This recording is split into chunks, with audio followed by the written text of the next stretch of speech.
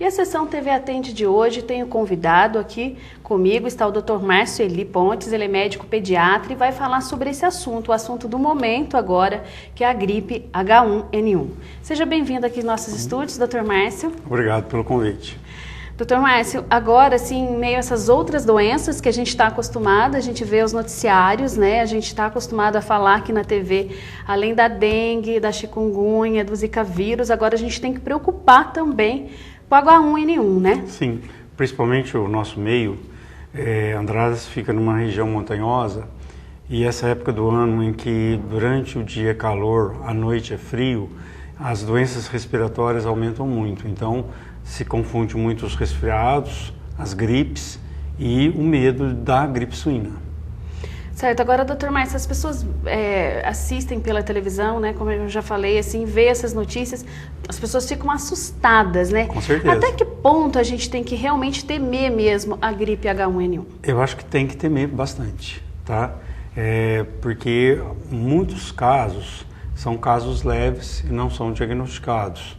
Os casos que a gente realmente assim, vai ter certeza absoluta são aqueles casos de que a pessoa evolui para uma insuficiência respiratória, acaba sendo internada e aí a gente faz o exame é demorado o resultado, tá? Mas assim, principalmente no estado de São Paulo, é vizinho, é porta nossa, está tendo muitos casos e também muitos casos de óbitos.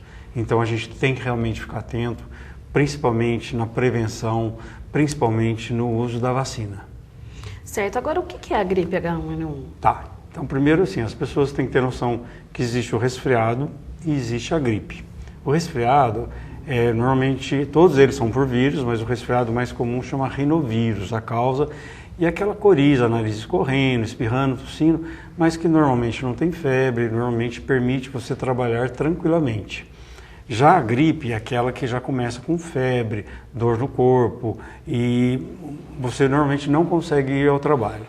Então dessas gripes aí, então a grande frequente chama o vírus influenza. Esse vírus ele tem duas variações que é o A e o B. Dentro do A existem algumas subdivisões que a gente vai achar o H1N1. O H1N1 até 2009 era uma doença, a gripe suína, porque era um vírus que transmitia pelos porcos, mas não atingia o homem. Mas ele fez uma mutação, quer dizer, ele fez uma modificação em que ele passou a contaminar o homem. Tá? Então começou em 2009 e foi se espalhando. Teve uma grande pandemia, quer dizer, a doença se espalhou em vários países do mundo, né? E agora, para nós, ele está voltando e voltando um pouquinho antes, porque é uma doença típica de inverno, a gente está em outono e já está tendo muitos casos. Então, a gripe H1N1, ela contém na vacina que está sendo propagada agora, que foi feita a campanha nesse sábado passado, então existem 3 tipos de vírus que foram os mais comuns do inverno passado, e um deles é o H1N1. Certo. Agora a indicação é vacinar mesmo, né, doutor Márcio? Principalmente esse público-alvo.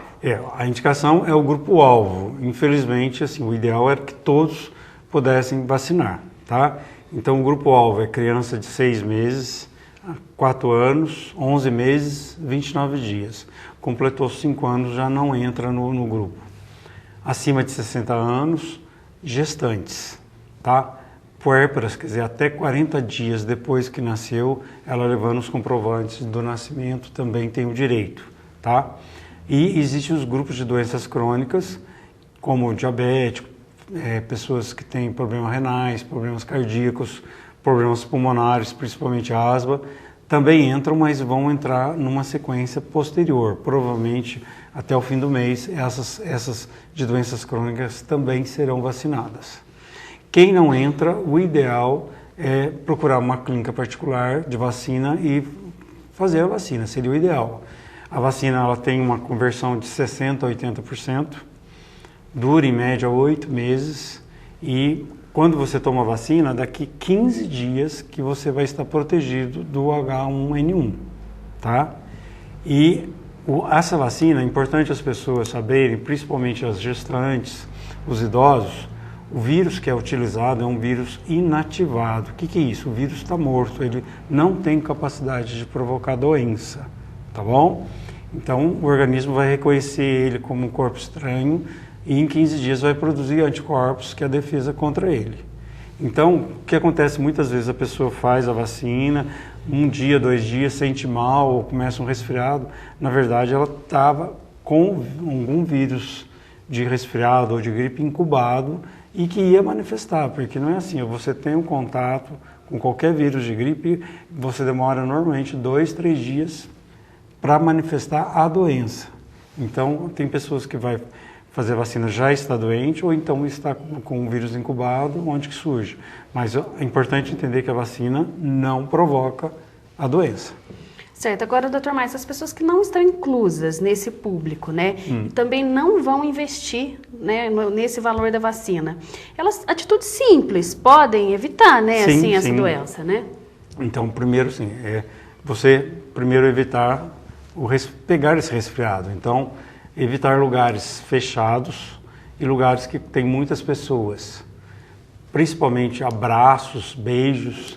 Então, muitas cidades, por exemplo, né, a missa da Igreja Católica, tem um momento que todo mundo se dá a mão. Então, a recomendação nesse período é que não, porque existe a contaminação. O vírus você transmite tossindo, espirrando, tá? E também, se eu tosso, espirro, levo a mão no meu nariz ou na minha boca, e de repente eu coloco a minha mão em algum objeto, numa maçaneta, por exemplo, de porta, o vírus pode ficar ali 2 até 8 horas. Se eu cumprimento alguém, se eu abraço, beijo alguém no rosto, então eu posso transmitir também. Então, assim, evitar lugares que tem muita gente fechados e muito contato mais próximos, tá bom? É importante atividade física, uma boa alimentação e ter o cuidado, principalmente eu que trabalho com crianças, né? A gente pede para dentro de casa, se tem uma criança resfriada, principalmente quando é bebezinho novo, quem mais está resfriado? O pai, a mãe, o avó, dentro de casa usar uma máscara cobrindo o nariz e boca para essa criança, a defesa é baixa, então ela vai melhorar só que a hora que todo mundo curar, tá? Então usar uma máscara e evitar de sair, principalmente crianças pequenas, sair. A criança pequena, ele não é um adulto em miniatura, ele tem uma defesa pequena, o leite materno ajuda muito, mas a gente tem que evitar de sair com essa criança de casa em lugares que tenham muitas pessoas. Certo. Doutor Márcio, para encerrar, eu gostaria que o senhor fizesse, né, falasse para a população que tem que se tornar consciente, né, que essa consciência tem que partir de cada morador da casa, né, que todo mundo tem que tomar cuidado, desde o pai até na criança, né? Sim, hoje, assim, principalmente no estado de São Paulo, houve algumas mortes de pessoas que não fazem parte do grupo de risco. Então, tem jovens na faixa de 16, 27 anos que adquiriram e evoluíram a óbito. Então, é uma coisa mais séria, tá? Eu acho que todo mundo que puder deve vacinar. Eu já tomei a vacina, eu não fiz aqui em Andradas, eu fiz em Poços, levei minha esposa, as filhas, foram todas vacinadas.